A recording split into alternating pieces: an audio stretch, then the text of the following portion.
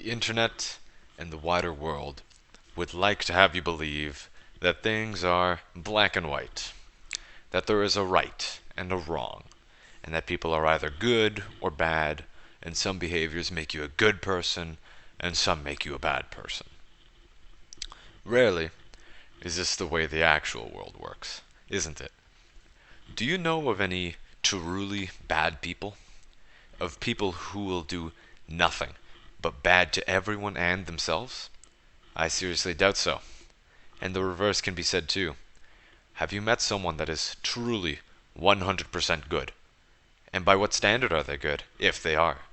Who is to say that they are both some objective quantifier of good, and that they live by this supposedly objective quantifier 100% of the time?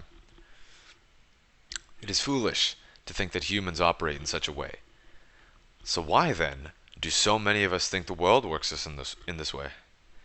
Well, it's simple. It's the content we consume. In this modern and connected world, pretty much everyone you meet is consuming some sort of content, whether it be from their TV or from their phone and PC. Everyone is consuming some sort of content created by someone else. The natural consequence of this, however, is that the nature of the content is thus dictated by its creator. Same as this video. What they tend to do as a result of this one-sided control is to make it needlessly polarizing. They make it incessantly black and white, to where some people vehemently agree with the content and drive engagement through comments, likes, shares, and some people will vehemently disagree with the content and also drive engagement through the same means.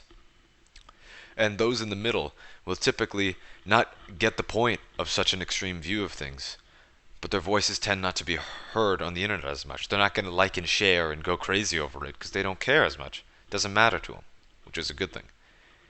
With content on the internet, the more people it can alienate and force to have very strong feelings, positive or negative, the more traction it gets.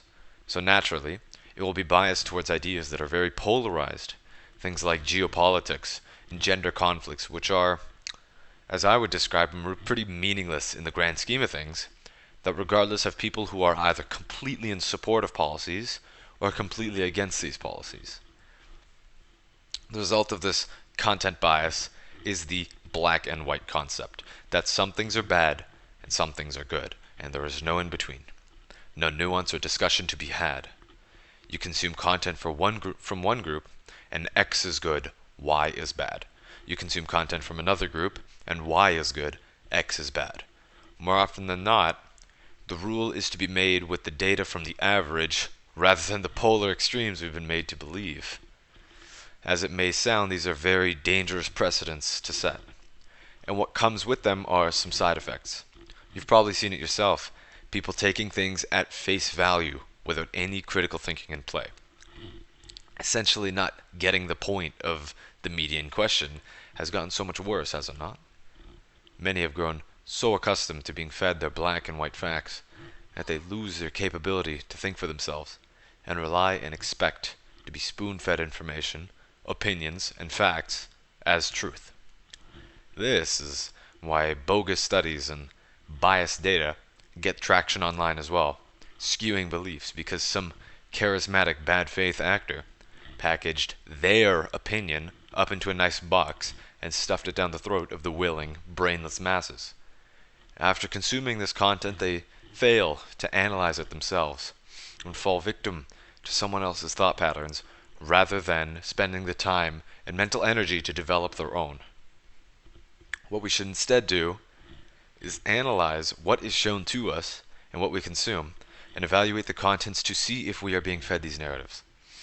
As is the case even with my content, there is always a message to be spread, but it should not at all ever be taken as gospel. Nothing should really.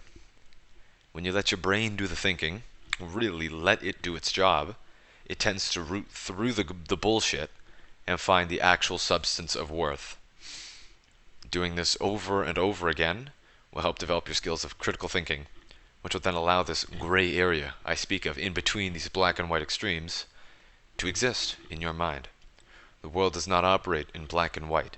and it is just disingenuous when it is portrayed in that manner, because things are not always as they seem. Nuance and critical thinking are volatile beasts. Tread lightly, or else you yourself may lose hold of your ability to utilize them for better or for worse.